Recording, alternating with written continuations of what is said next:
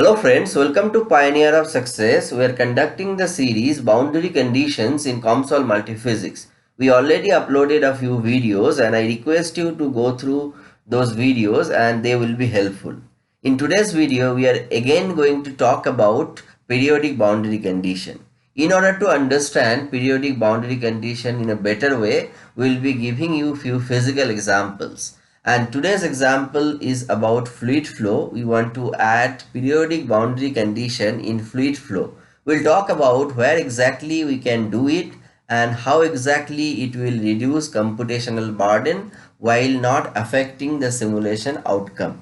So this is a section, or we can say this is a solution space where we are trying to solve a fluid flow problem.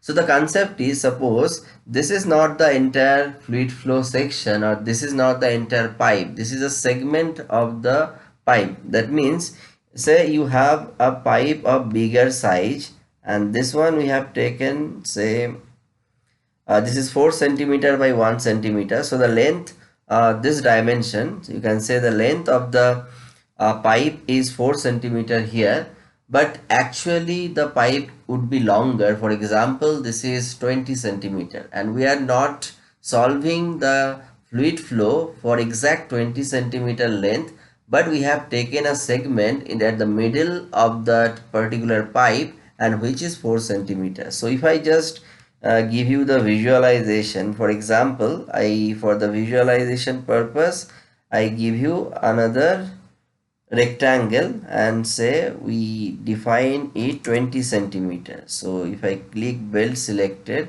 so this should be the entire length of the pipe. And what we are doing, we are actually taking middle of this from this portion to that portion, which might be 4 centimeter, and we are doing simulation at this middle.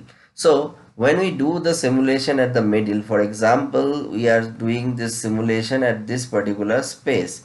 So this end will not be the inlet, at the same time this end will not be the outlet.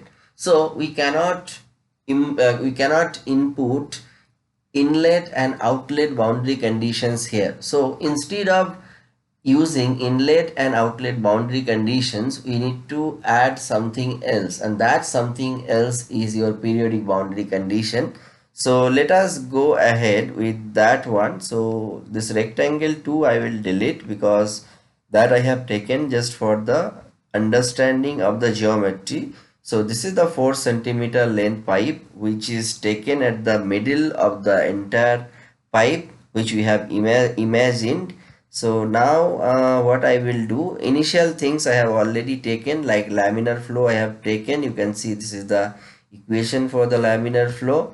We have put all the fluid properties. So water properties we have taken. Initial values are taken as 0 as usual. This all four walls are now at no slip wall because we have not added any inlet and outlet. We have added one pressure constraint at this corner. So now I right click here and I add this periodic flow condition. So when we choose the periodic flow condition, one will be chosen as source. So this is the source and this is the destination. And if we look at this equation, so what the boundary condition states, so u at SRC, that is source, is equal to u at DST, that is destination, and this P SRC is equal to P DST plus delta P. So you imagine this is we are actually solving a segment of 20 centimeter long pipe. So although the velocity profile may be looking similar at source and destination, but there must be a pressure drop along this length. And why is it so? If there is no pressure drop, there will be no flow. So although we are using this periodic flow condition, we should be using certain delta P as well. And for example here, delta P is 10 Pascal across this 4 centimeter length. So this is very important, and that is why I have taken this fluid flow example. We cannot blindly take this periodic condition. We cannot blindly put source and destination. We have to visualize the condition, we have to understand the mathematics, and then only we can implement it. So I have implemented my physical condition here. So now I have taken a time dependent solution or study, and you can see we are solving for 1 second, and I click on compute. So it should be giving us a parabolic velocity profile. Let us see what it gives.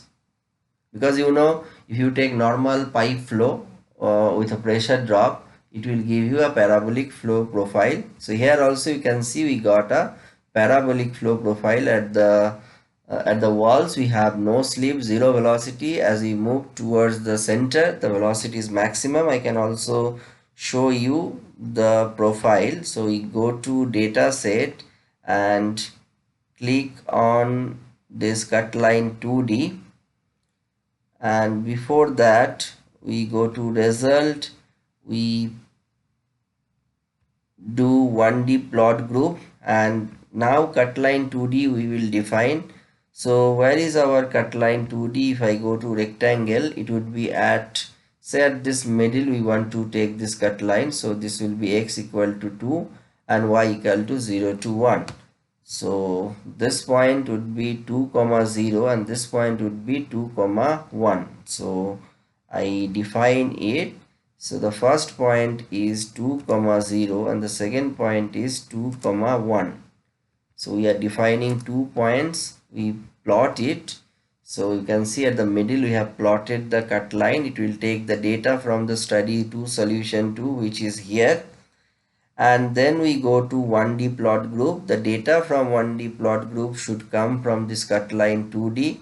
We should be plotting the last time step, and again we right click here and click on line graph. In line graph we are plotting this spf.u. Now let us plot. You can see this is a kind of parabolic flow profile. So whatever we get from inlet and outlet boundary conditions, we are getting similar flow condition using this periodic flow condition. So I hope this example will be useful for you if you are working with fluid flow problems, especially if you are working with pipe flow and the pipe dimensions are, the length is very large, the aspect ratio you cannot maintain. So this kind of boundary conditions are going to help you. I'll be coming with more such videos on periodic condition, and I hope that will help you. Thank you very much.